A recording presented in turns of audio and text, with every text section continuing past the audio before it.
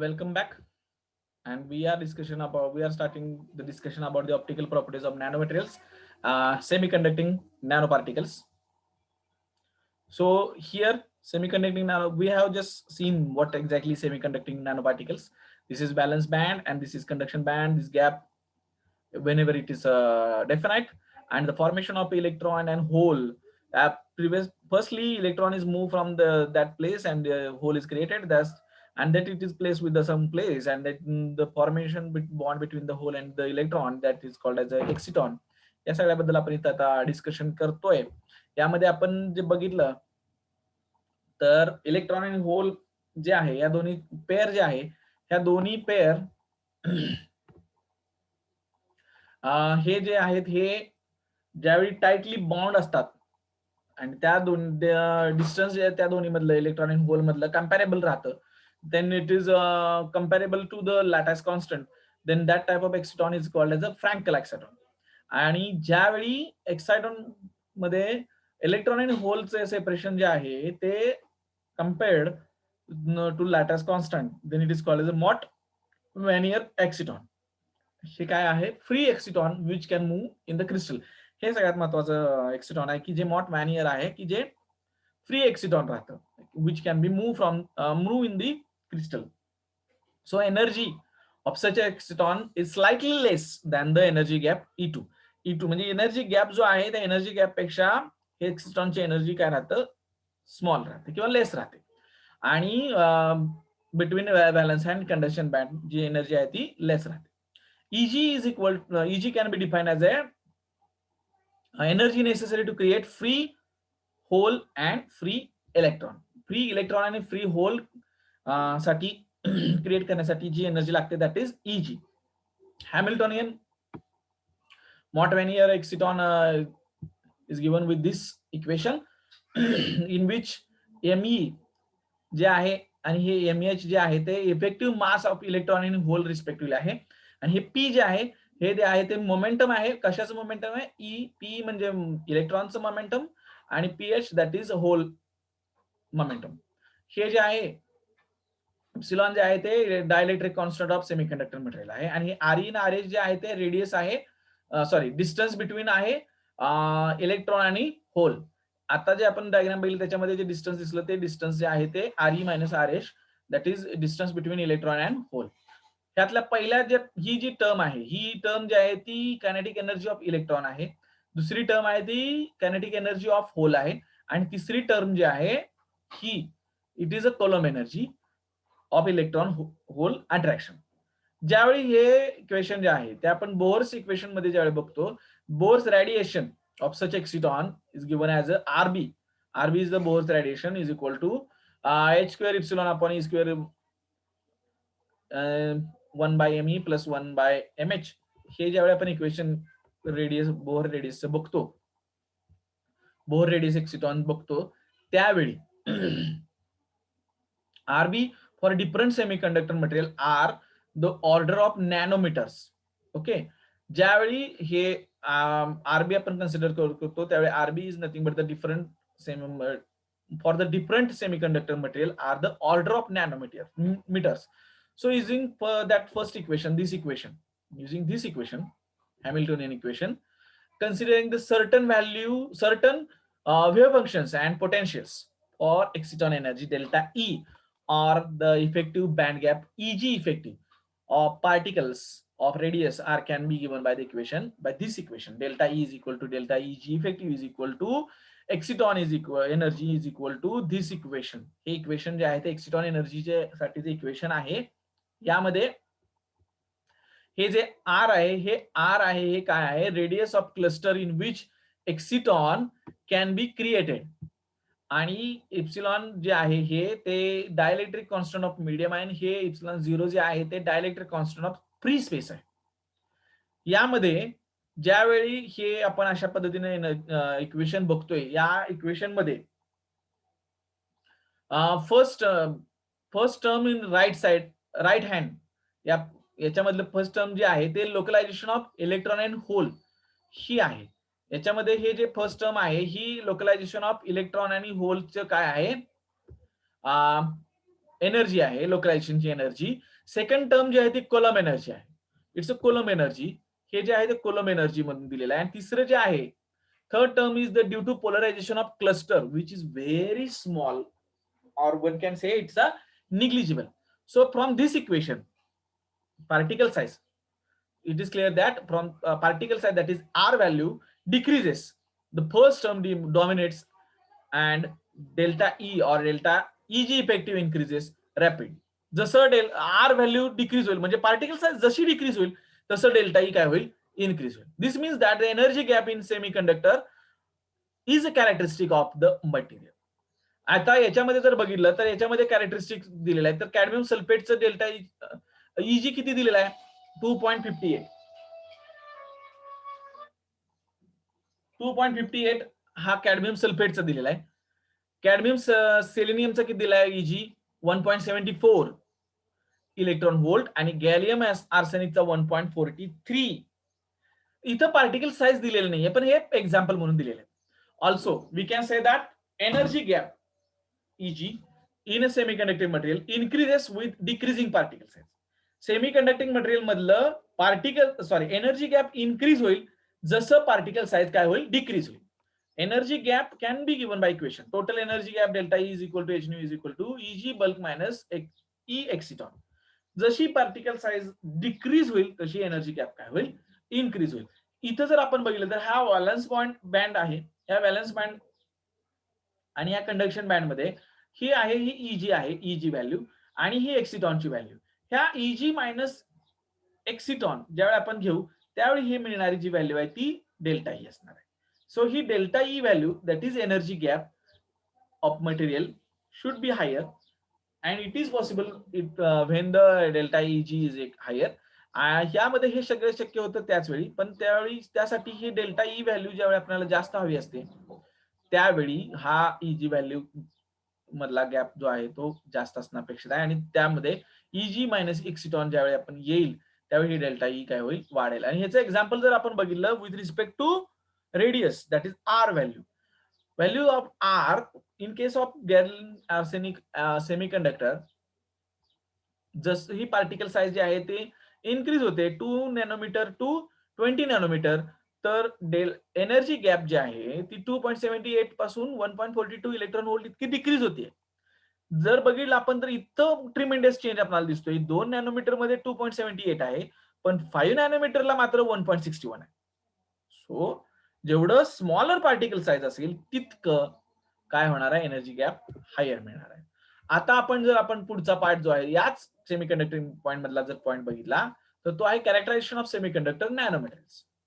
When photons are incident on semiconductors material, then these will be absorbed by absorbed only when the minimum energy of photon is sufficient to excite electron from valence band to conduction band.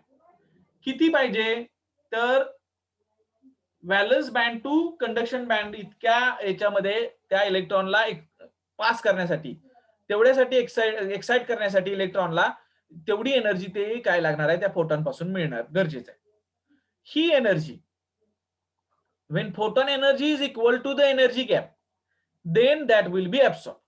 He energy किती असणं expected आहे, excited असण्यासाठी expected आहे, ठीक आहे, पण किती, जेवढं फोटॉन एनर्जी आहे, फोटॉन एनर्जी किती गरजेची आहे, जेवढे एनर्जी गॅप आहे तेवढे असणं गरजेचं आहे, सेम.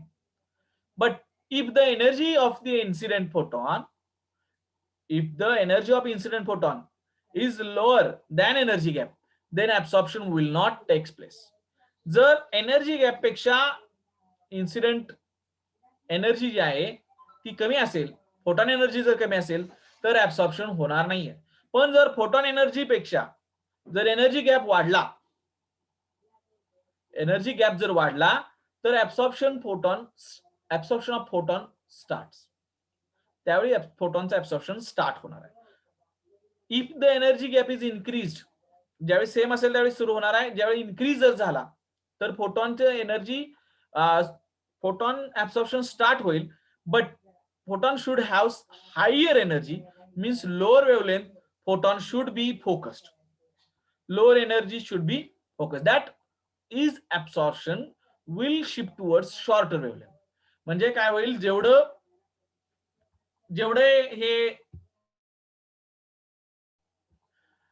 एनर्जी फोटॉनची काय होईल, हायर एनर्जी होईल. तशाच पद्धतीने with respect to energy gap त्याच वेळी तो शॉर्टर वेव्हलेंथकडे काय होईल, शिफ्ट होईल. This fact can be verified by using semiconducting material of different size. We can obtain the absorption spectrum. आता याचं एक्झाम्पल तुम्हाला दाखवतो मी. पण याच्यातली महत्वाची लाईन काय आहे, particle size decreases the energy gap increases. Means absorption wavelength will shift towards higher frequency or lower wavelength. absorption wavelength ज्यावेळी काय होईल, हायर फ्रिक्वेन्सीला जाईल पण लोअर वेव्हलेंथला जाईल. This called as a blue shift. याला म्हणायचं ब्लू शिफ्ट. हे ब्लू शिफ्ट काय आहे, it's a blue shift when particle size decrease, energy gap increases and absorption low wavelength will be goes towards the lower. म्हणजे काय बघा, आता इथं हे जे एक्झाम्पल बघितलं आपण, तर याच्यामध्ये मगाशी जे आपण बघितलं एनर्जी गॅप, तर त्याची ही डायग्राम आहे. जेवढी particle size smaller, energy gap larger. Particle size increase होत जाईल तसा एनर्जी गॅप छोटा होत जाईल. मोठ्या पार्टिकल साइजचा एनर्जी गॅप छोटा आहे. ओके. जेवढी particle size smaller, energy gap larger. जेवढी पार्टिकल साइज वाढत जाईल, एनर्जी गॅप कमी होत जाईल. हा एनर्जी गॅप इथं सगळ्यात कमी आहे कारण पार्टिकल साइज सगळ्यात जास्त आहे. याच्यामध्ये ज्यावेळी आपण पुढचा पार्ट आपण आता जो डिस्कस केला ब्लू शिफ्टचा, तो ज्यावेळी आपण बघतो त्यावेळी इथं वेव्हलेंथ जी आहे ती एक 1200 इथं वेव्हलेंथ दिसतीये, इथं सर्वसाधारणपणे 1600-1700 दिसतीये. आणि इथं जे आहे हे वेव्हलेंथ जी आहे ती इथला वेव्हलेंथचा जो बंप आहे तो अशा पद्धतीने पुढच्या साईडला मूव्ह झालेला दिसत नाही, तर तो मागच्या साईडला मूव्ह झालेला दिसतोय. हे अशा पद्धतीने मागच्या साईडला जो मूव्ह झालेला दिसतोय, it is nothing but the blue shift in absorption पीक.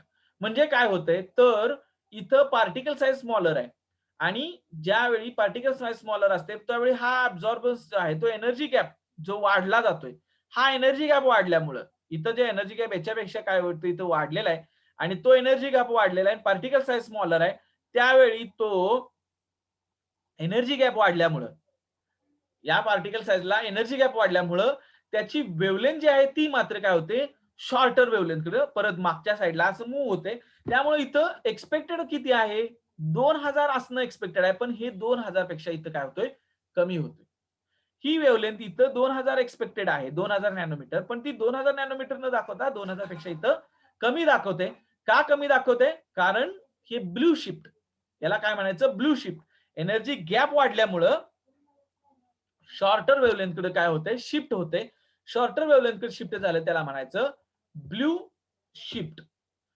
तर ब्लू शिफ्ट जे आहे, तर त्या ब्लू शिफ्टचं एक्झाम्पल आपण आता जे बघितलं त्याच्या बाबतीत जर सांगायचं, आता हे जे आहे ते लेड सल्फेट सेलेनियमचं आहे.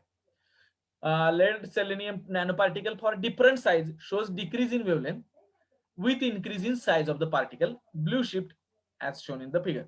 आता आपण जे बघितलं ह्याच्यानुसार इथं. Okay, this change in absorption with respect to size of the nanoparticles shows the interesting fact on original color of the material. इथं दिलेलं नसला तरी पण महत्वाचा मटेरियल एक सांगतो, कॅडमियम सल्फेटचं एक्झाम्पल इथं दिलेलं आहे.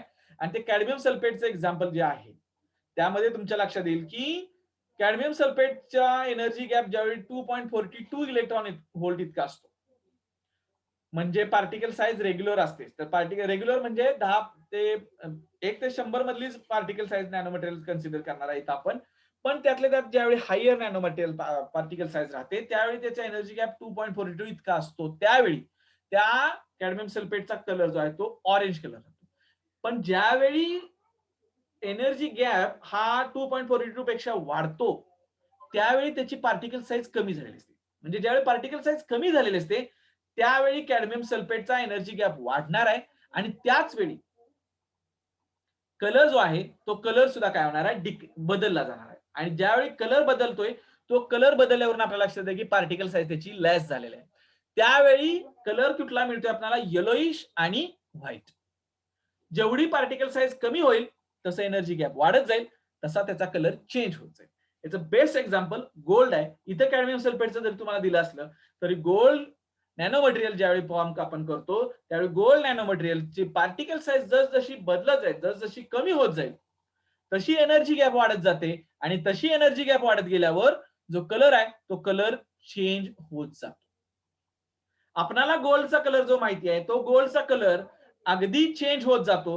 हा अगदी चेंज होत जाणं जे आहे ते एनर्जी गॅप सुद्धा बदलत जातो आणि हा एनर्जी गॅप बदलत जाणं त्याच वेळी पार्टिकल साईज डिक्रीज होत जाणं आणि कलर चेंज होत जाणं त्याच्या प्रॉपर्टीज चेंज झालेल्याचं इंडिकेशन आहे. Various properties are gets change with the change in particle size and change in energy gap. आणि हे change in energy gap particle size जे आहे ते आपणाला by change in colour indication easily समजण्यासारखं आहे. इझिली समजण्यासारखं आपणाला जे मिळतं बाय नेकेड आय आपल्याला कळू शकतं की याची पार्टिकल साईज चेंज झाली आहे ते कलरवरून. लक्षात आलं? कलरवरनं आपल्याला तेवढीच गोष्ट समजू शकते, परंतु त्याची पार्टिकल साईज एक्झॅक्टली किती आहे हे मात्र आपल्याला त्याच्यासाठी हायर टेक्नॉलॉजी वापरल्याशिवाय समजू शकत नाही. आणि त्याचबरोबर आपण ज्यावेळी या ब्लू शिफ्टचा विचार करतो त्यावेळी आपल्याला लक्षात येतं की ब्लू शिफ्ट जे आहे ती ब्लू शिफ्ट आपल्याला शॉर्टर वेव्हलेंथ मध्ये त्याचं रिडिंग ज्यावेळी मिळतं त्यावेळी हे रिडिंग जे आहे हे युव्ही विजिबल स्पेक्ट्रोफोटोमीटर वरती आपल्याकडे जे उपलब्ध आहे त्या युव्ही विजिबल स्पेक्ट्रोफोटोमीटर मध्ये ही आपल्याला रिडिंग मिळतात आणि ह्या रिडिंग मध्ये आपल्याला लक्षात येतं की अशा पद्धतीने एनर्जी गॅप जो आहे तो वाढलेला आहे. पण हा एनर्जी गॅप वाढलेला असताना त्या पार्टिकलची वेव्हलेंथ जी आहे ती डिक्रीज झालेली आहे. डिक्रीज ज्यावेळी आपल्याला अशा पद्धतीची वेव्हलेंथ मिळते त्यावेळी इथं इन्क्रीज होणं एक्सपेक्टेड आहे त्यावेळी इन्क्रीज न मिळता डिक्रीज मिळते त्यावेळी त्याला म्हटलं जातं ब्लू शिफ्ट. ही गोष्ट आपण माइंड मध्ये फाइंड करून फिट करून घ्यायला पाहिजे की particle size decrease, energy gap increase, properties will be change, colour will be changed. Okay, thank you.